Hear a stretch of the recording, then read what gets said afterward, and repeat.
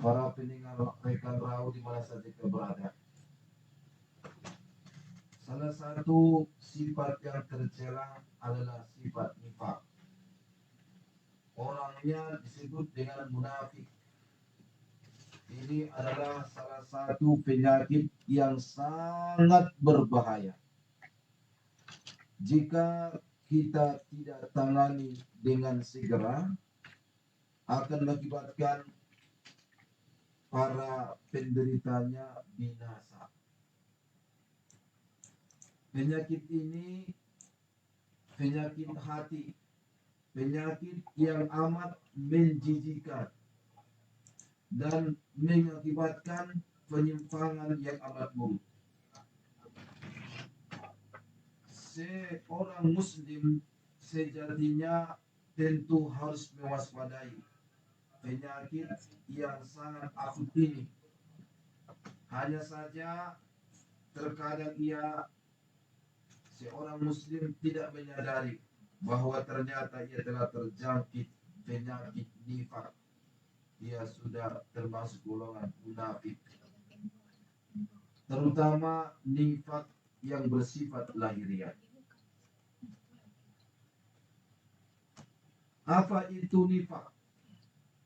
Sebagaimana yang dikatakan Ibnu Katsir, nifak adalah menampakkan kebaikan dan menyembunyikan keburukan. Sementara itu, Ibnu Zurais mengatakan orang munafik ialah orang yang omongannya menyelisihi tindak tanduknya, batinnya menyelisihi lahiriahnya,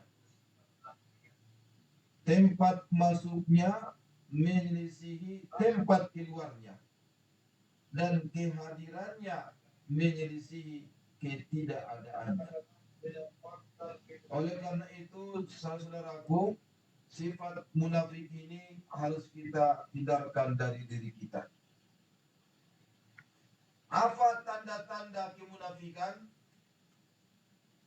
Tanda-tanda kemunafikan kalau kita baca Al-Quran surah Al-Baqarah ayat 8 sampai ayat 10, Allah Subhanahu wa taala menjelaskan kepada kita bahwa sifat munafik, orang yang munafik adalah sangat lihai melakukan tipu daya. Dia sangat licik.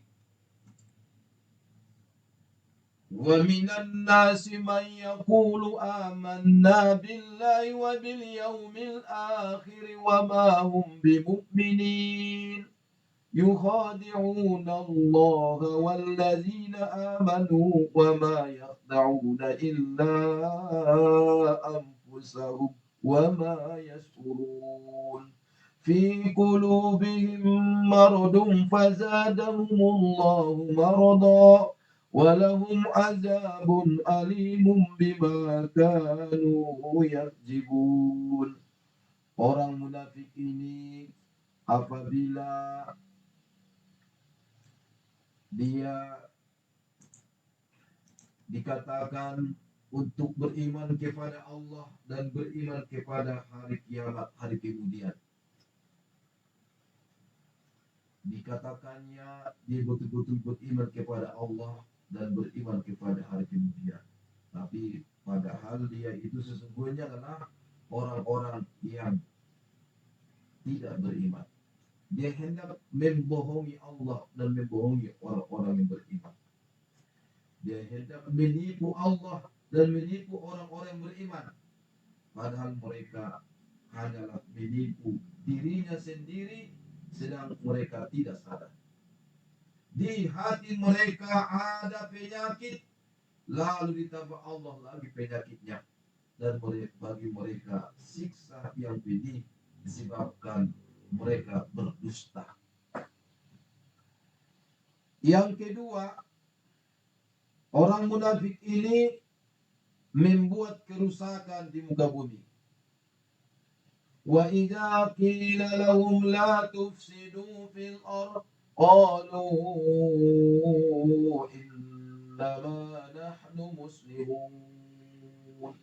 Apabila dikatakan kepada mereka, janganlah kamu membuat kerusakan di muka bumi, mereka pun menjawab, sesungguhnya kami orang-orang yang mengadakan perbaikan.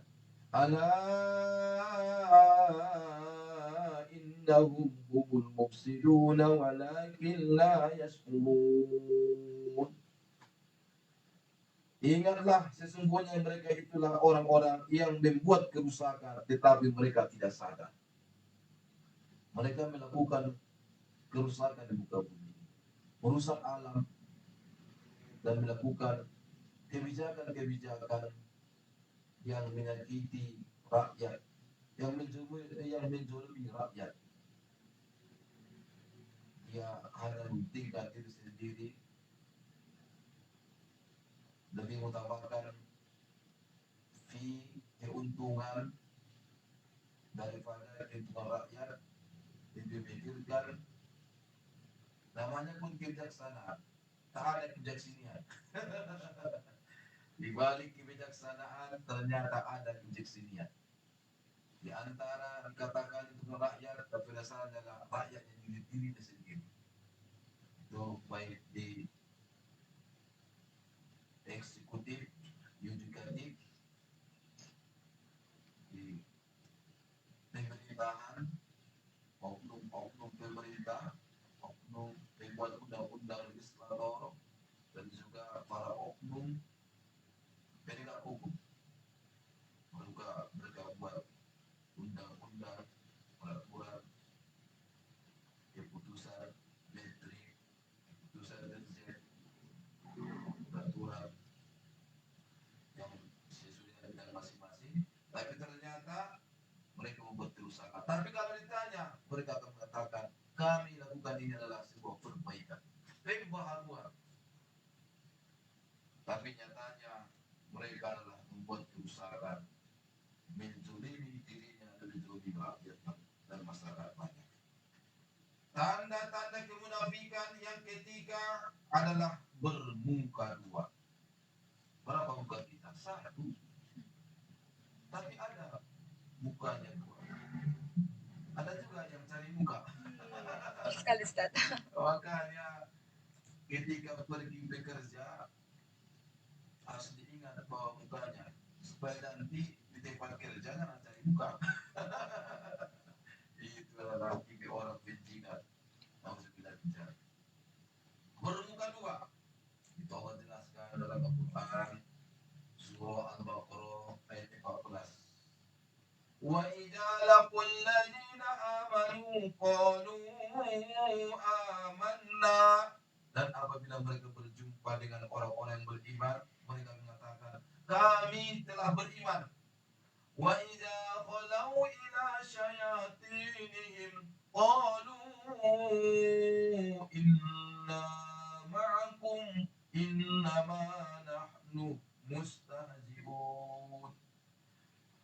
Tetapi apabila mereka kembali kepada setan-setan mereka, mereka mengatakan, sesungguhnya kami sependirian dengan kamu. Kami hanyalah berolok-olok. Allahu yastahzi'u bihim wa yamudduhum fi tughyanihim ya'mahun. Allah akan membalas olok-olokan mereka dan membiarkan mereka terombang-ambing dalam kesesatan mereka. Bermuka dua.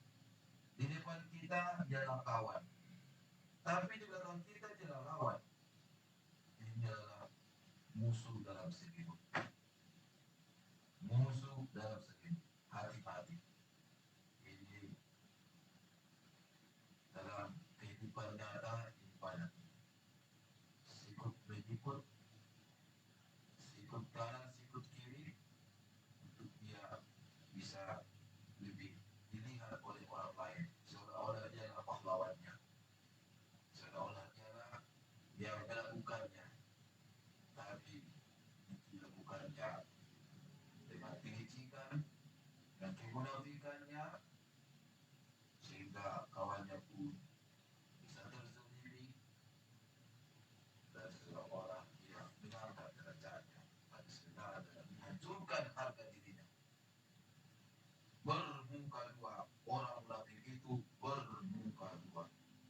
Kaum muslimin dan kaum muslimat dan para pendengar kami, rekan raw di mana saja kita berada.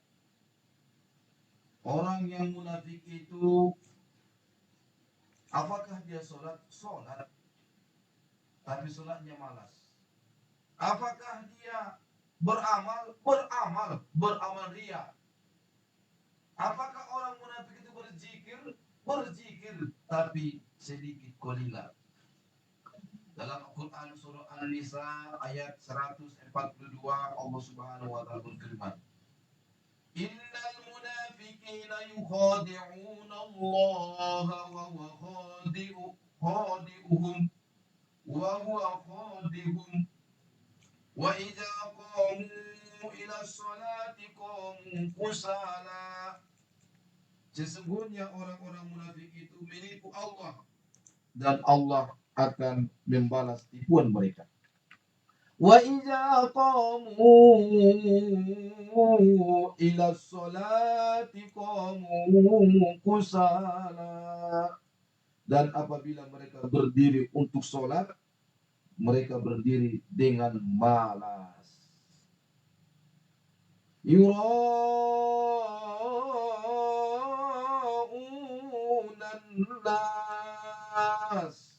Mereka beramal ria, melakukan kebaikan supaya dipuja dan dipuji orang. Bagi orang beriman, beramal bukan karena ria, tapi karena Allah. Dipuji tidak membuatnya terbang, dihina tidak membuatnya tumbang. Tapi kalau orang yang beramal ria, ketika dipuji, dia lupa diri. Dia menyombongkan diri, dia tinggi hati. Kalau orang munafik beramal, ketika dia dihina, dicaci maki, hilang kepercayaan diri. Sehingga dia minder dan dia pun sakit hati. Sakit hatinya tidak hanya di sini, tetapi sekujur tubuh. Sakitnya tuh bukan di sini saja, tapi sakitnya sekujur tubuh. Ini adalah amal munafik, beramal ria. Wala yadhkuruna Allah illa qalila. Dan tidaklah mereka menyebut Allah kecuali sedikit sekali. Kalau kita habis sholat, Allahumma antas salam wa minkas salam, sampai berit-berit selanjutnya. Tapi kalau orang munafik, Allahumma antas salam, lantas jalan, tak berzikir lagi, tak membaca tasbih, tak membaca tahmid, tak membaca takbir, apalagi ayat-ayat yang sangat dianjurkan dibaca setelah sholat. Apalagi dia tidak lagi tahlil, tidak lagi baca sholawat, karena zikirnya itu sangat sedikit, qalila. Wala yaqtuna sholata illa wa hum kusala. Dan mereka tidak mengerjakan sholat melainkan dengan malas. Wala yunfikuna illa wa hum karihun. Orang munafik itu sedikit bersedekah, tidak pula menafkahkan harta mereka melainkan dengan rasa enggan berinfak, enggan bersedekah, enggan berzakat. Orang munafik. Al-Quran surat Taubah ayat 54. Salat yang paling berat bagi orang munafik adalah salat Isya dan salat subuh. Dari Abu Hurairah radhiyallahu anhu, ia berkata bahwa Rasulullah SAW bersabda, walau ya'lamuna ma fil atamati was-subuhi la'atuhuma walau habawa. Seandainya mereka mengetahui keutamaan yang ada pada sholat Isya dan sholat subuh, tentu mereka akan mendatanginya sambil berangkat. Hadis riwayat Bukhari dan Muslim. Laisa salatu asqala 'alal munafiqin. Tidak ada sholat yang lebih berat bagi orang-orang munafik min sholatil fajr wal isya, selain sholat subuh dan sholat isya. Walau ya'lamuna ma fihima la atauhuma walau hawawa. Seandainya mereka tahulah keutamaan yang ada pada keduanya, sholat isya dan sholat subuh, mereka akan mendatanginya walaupun sambil merangkak. Hadis riwayat Bukhari. Sholat isya, sholat subuh itu sangat berat bagi orang munafik. Tapi kalau sholat maghrib rajin sholat maghrib. Apalagi memperlihatkan mukilanya yang baru, kainnya yang baru, topi yang baru. Nampak oleh orang. Itulah yang suka orang munafik. Lihat, beramal dia. Sholat zuhur, sholat asar rajin karena nampak orang. Tapi kalau sholat isya dan sholat subuh itu agak berat karena sudah ketiduran. Dan kalau subuh kedinginan, terlalu pagi dia sholat. Orang munafik itu, saudaraku, yang ke-9 pandai bicara, pandai berretorika, pandai berpidato, pandai dia memasukkan dirinya. Inna akhwafa ma akhafu alaikum ba'di kullu munafik alimul lisan. Sungguh yang paling aku khawatirkan atas kalian semua di sepeninggalku adalah orang munafik yang pintar berbicara. Hadis riwayat Bukhari. Tokoh munafik yang paling menonjol pada zaman Rasulullah SAW adalah Abdullah bin Ubay bin Salul. Pemimpin munafik ini di Madinah mempengaruhi umat Islam dari dalam, menghancurkan semangat jihad umat Islam dari dalam. Orang-orang munafik ini tidak hanya ada di zaman Rasulullah. Menurut Syekh Soleh Al-Fauzan, orang-orang munafik itu akan terus ada sepanjang masa. Apalagi tatkala kekuatan Islam nampak dan mereka benar-benar tidak bisa mengalahkannya. Saat itulah mereka menyebut Islam dan tujuan memasang makar buat Islam dan orang-orang Islam dalam hati mereka. Mereka akan melakukan adu domba.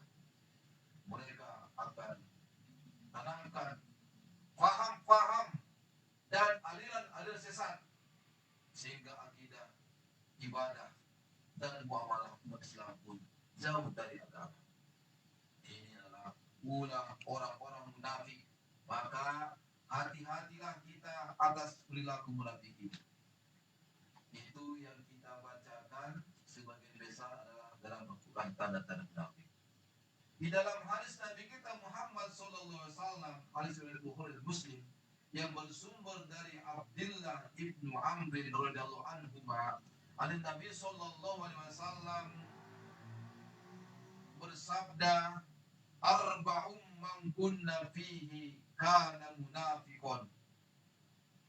Ada 4 tanda seseorang disebut munafik. Wa in kanat khoslatun minhunna fihi kanas fihi khoslatun minan nifaq hatta yad'aha.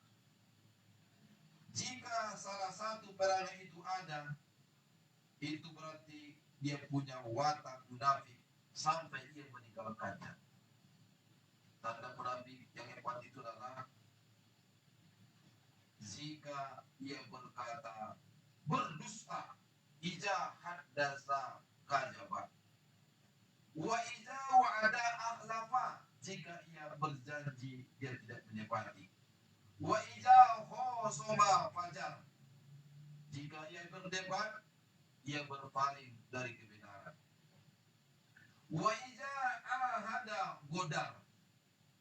Jika membuat perjanjian, ia melanggar perjanjian. Dia mengkhianatinya. Hadis riwayat Bukhari dan Muslim. Dari Abu Hurairah radhiyallahu anhu, ia berkata bahwa Rasulullah SAW bersabda, min alamatil munafiq salatah. Di antara tanda munafik itu ada 3. Iza haddatsa kadzaba. Jika ia berbicara berdusta. Wa iza wa'ada akhlafa. Dan jika ia berjanji tidak ditepati. Wa iza tumina khona. Dan jika diberi amanat dia berkhianat. Hadis riwayat Muslim. Ayat al-munafiqin salas wa in shoma wa shalla wa zama wa za'ama annahu muslim. Tanda munafik itu ada 3. Apabila dia berkata dia berbohong, apabila dia berjanji dia tidak tepati, apabila diberikan amanah dia mengkhianati. Walaupun dia sholat, walaupun dia berpuasa, kalau dia suka berdusta, suka mengingkari janji dan suka mengkhianati, walaupun dia sholat, puasa pun sepaten-patennya, itu dia adalah munafik. Dia adalah munafik. Munafik. Nifak itu ada 2 macam. Ada nifak kecil, ada nifak besar. Nifak kecil itulah perilaku sebagaimana disampaikan oleh Allah dalam berbagai ayat dan hadis yang telah dibacakan. Sahabat sahabat Nabi Muhammad SAW. Tapi imannya masih ada dalam hati. Nifak jenis ini tidak menyebabkan perilakunya keluar dari agama, namun termasuk sarana menuju kekufuran. Jika perilaku tersebut terus dia lakukan, tidak menutup kemungkinan ia akan terjerumus ke lembah kemunafikan. Ini adalah nifak kecil. Sedangkan nifak besar adalah sifat munafik yang berkaitan dengan keyakinan, yaitu apabila seseorang mendapatkan keimanan dan keislaman, namun dia menyembunyikan kekufuran dalam hati. Maka nifak jenis ini ada 6 macam, yaitu dia mendustakan Nabi kita Muhammad SAW, mendustakan sebahagian ajaran yang dibawa oleh Nabi kita Muhammad SAW, membenci sebagian ajaran Nabi Muhammad SAW, dan dia pun merasa gembira jika umat Islam dalam keadaan mundur dan dijajah dan diajukan, dan dia merasa sempit dadanya jika melihat agama Islam mengalami kejayaan. Ini adalah sifat munafik yang sangat besar. Hati-hati saudaraku orang munafik. Bagaimana usaha kita untuk terhindar dari sifat orang munafik? Ini kita akan kasih obat. Kita sudah sampaikan tadi diagnosa kemunafikan. Sekarang kita akan sebutkan apa obatnya. Menurut Syekh Muhammad Sholih Al-Mujaddid dalam kitabnya Mufsidat Al-Khawf Al-Nifaq,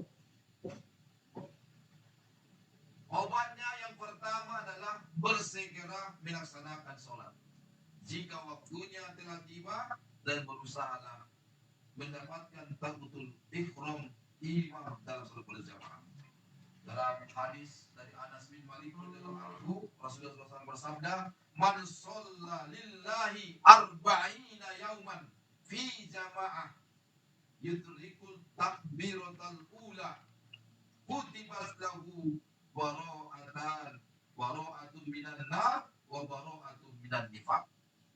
Siapa saja yang melaksanakan sholat karena Allah selama 40 hari secara berjamaah, dia tidak luput dari takbiratul ihram bersama imam.